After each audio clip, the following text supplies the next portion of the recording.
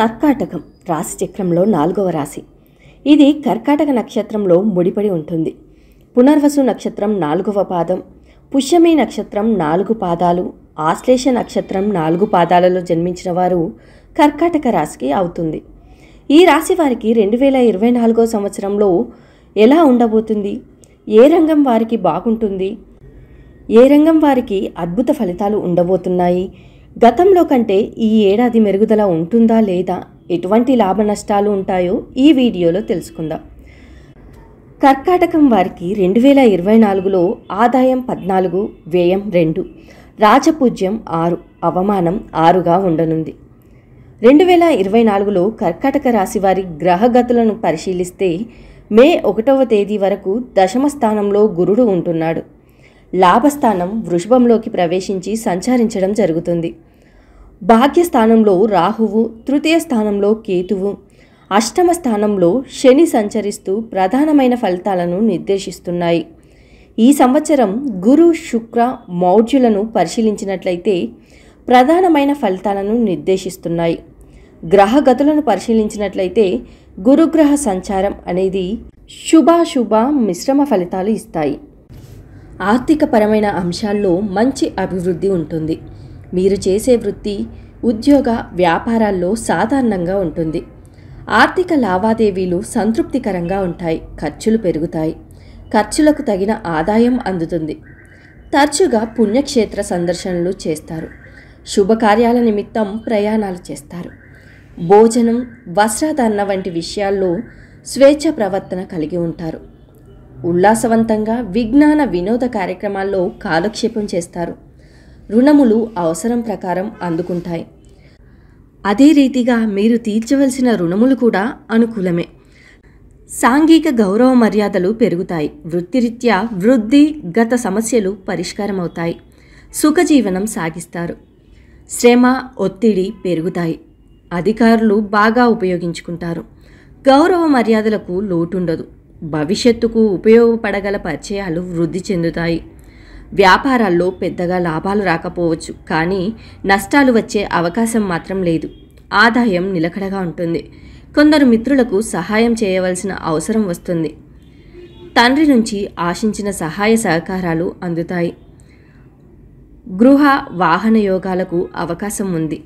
నిరుద్యోగులకు మంచి అవకాశాలు అందివస్తాయి. ప్రత్యర్థులు, శత్రువుల బెడద తగ్గుతుంది. ఇతరులకు కొద్దిగా అండగా నిలబడడంతో పాటు సామాజిక సేవా కార్యక్రమాల్లో కూడా పాల్గొంటారు.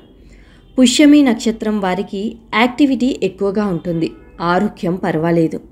ఇక ఈ రాశి వారికి 2024లో నెలల వారీగా ఎలా ఉంటుందో ఇప్పుడు తెలుసుకుందాం.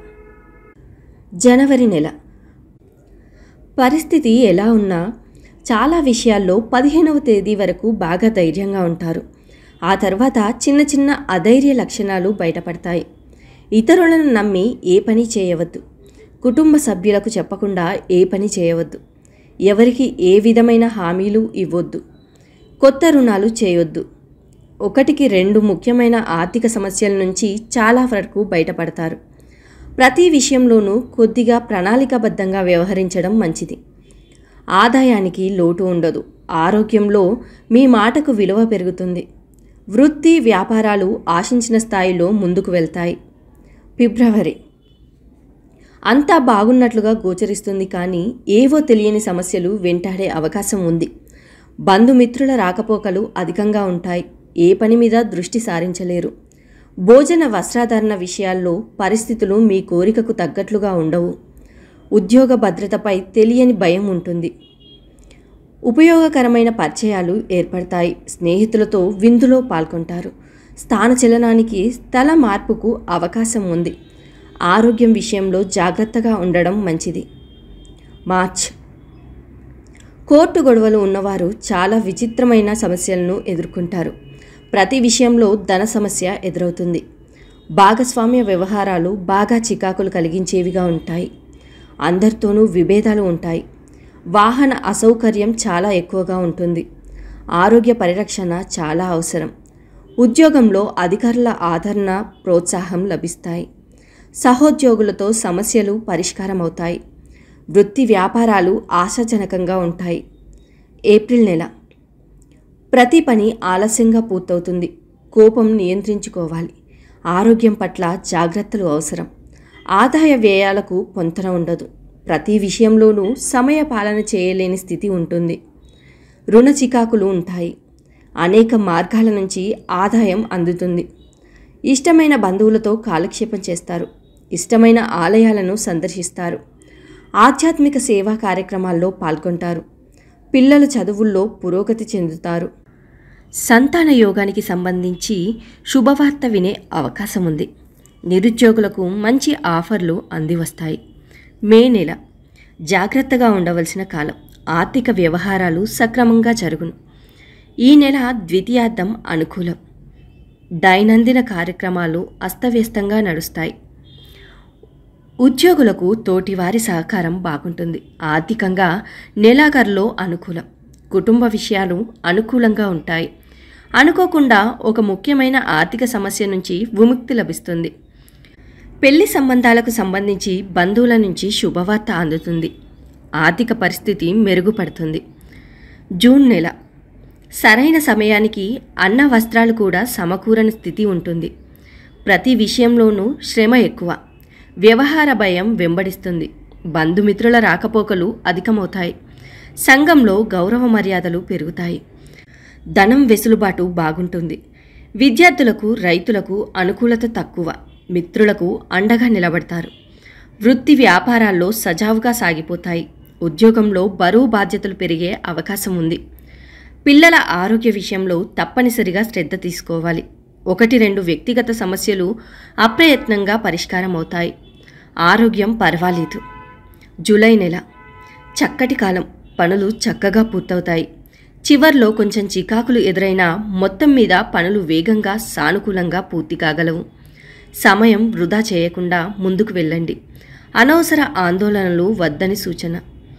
వృత్తి, ఉద్యోగాలు ఉత్సాహంగా సాగిపోతాయి.